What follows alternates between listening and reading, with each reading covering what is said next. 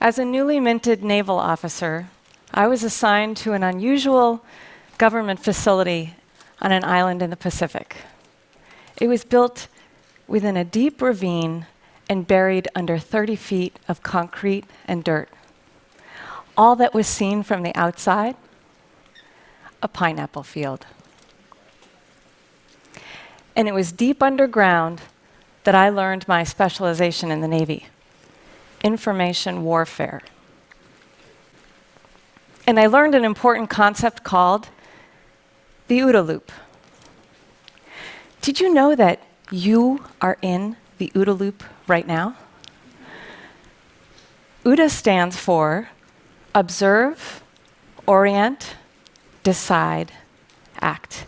And every sentient creature observes its surroundings, orients itself to the situation, decides, and acts. It's continuous.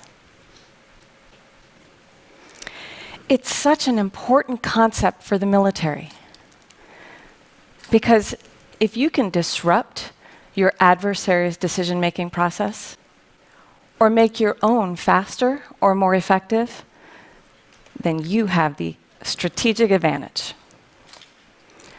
Well, today, I'm a technologist, and gratefully above ground, in offices with my colleagues, frequently with sunshine streaming through the windows. But today, more than ever, I need to understand what's happening inside someone else's mind. And that's because my team and I, we solve global security challenges using cognitive computing. We teach computer systems to reason and learn the way humans do. And in order for us to make this technology work, we have to first understand what the expert reasoning process is. President Obama recently expressed his own wish to tap expert thinking strategies of others. He confided to his presidential historian, "The situation in Syria haunts me constantly. I often wonder, was there something we hadn't thought of, some move that hadn't been presented to me that maybe a Churchill would have seen or an Eisenhower would have figured out? I think I wish I could envision another level of insight." President Obama doesn't want Churchill's specific plan to capture Europe, recapture Europe. He wanted to understand, how did Churchill unravel a global security challenge that was fraught with violence, dissolving borders, conflicting international interests, and a humanitarian crisis the world had never seen before? He wants to understand, how did Churchill think about solving a global security challenge? Well, we can't resurrect Churchill or Eisenhower. Their way of thinking is lost to us forever. When people die, their way of thinking goes with them. Within an hour, the wisdom of 6,153 people will be gone. And within a year, the wisdom and expertise of 55.3 million people. Losing that expertise is like the ancient library of Alexandria burning to the ground every year. But we don't have to lose expertise this way.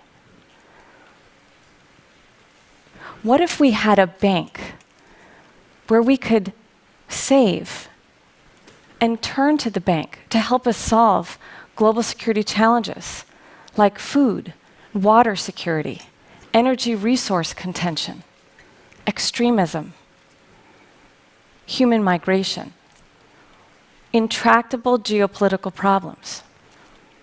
Well, to do that, we would need to begin to collect the expert thinking strategies of people alive today. There's an industry that's already recorded and scaled out its expert thinking strategies.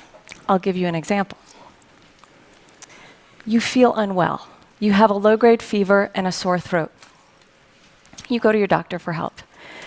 She checks your symptoms, she swabs your throat, looking for evidence of a bacterial infection. After a few moments, she says, "I'm sorry. I've observed the evidence, and there is none indicating a bacterial infection. I've decided you have a virus. I'm not prescribing an antibiotic."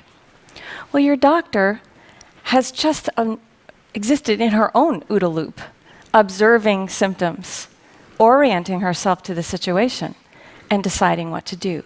And it's in that second O of orientation that she's applied an expert thinking strategy that you and I would call a diagnosis. It's an expert thinking strategy she learned in medical school. The medical community has scaled this out, and it applies for all disease diagnosis. Very powerful example. Well, I've been thinking about how to apply and scale better thinking strategies in my own domain since I first learned about the OODA loop. But my focus sharpened during the war in Iraq. Many of us will remember then Secretary of Defense Colin Powell presenting dramatic evidence of weapons of mass destruction in Iraq. The conclusions drawn about that evidence were wrong. And 2 years later, the Weapons of Mass Destruction Commission report submitted its findings to the president, and they wrote, "The commission found no indication that the intelligence community distorted evidence of weapons of mass destruction.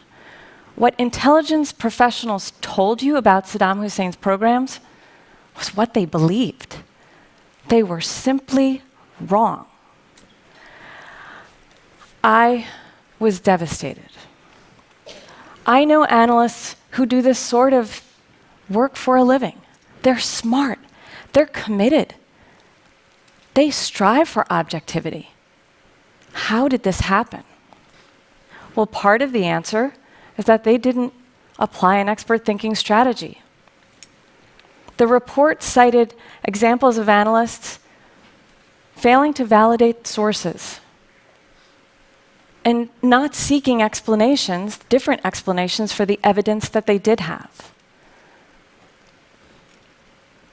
In my community, this is called a confirmation bias. But even for analysts who strive for objectivity, it's a very human cognitive trap. There are thinking strategies to mitigate this kind of a thinking flaw, but evidently they weren't used. Some say this failure to apply the right thinking strategy accelerated US commitment of troops in Iraq. I've concluded that analysts were having trouble with that second O. Despite the evidence that they had on hand, they couldn't make sense of it. What if they had a bank of the finest thinking strategies to use as a fail-safe against cognitive mistakes and their own potential thinking flaws? Sound like science fiction? It's not. I know we can record human thinking strategies because my team and I, we do it already to some extent with some very straightforward methods. And I'm going to share one with you right now. Because if you want to get inside the head of an expert or even a teenager, so all you parents out there, I hope you're leaning forward in your seat. Here's what you do. You say, "What were you thinking when you made that decision?" And then you wait for the answer. Seriously, when you get the answer, you can record it in text, in audio, in video, with semantic webs, with flowcharts. There are many ways to do that. And then it's ready for a library. It's ready to be archived and used again. And the exciting thing is, with the pace of research in neuroscience, I'm confident in a decade we'll have an even more holistic approach to recording expert thinking strategies. So when we have the methodology worked out, here's the real question. Who's going to have access to those methods? And more importantly, who will have access to the results? Shouldn't they be preserved and protected? I believe they should. I propose we build a library of human cognition, not a library for books and speeches or music. Those are the byproducts of human thinking and important. But I want to record and preserve the expert thinking strategies of people as they create those books, compose that music, write those speeches.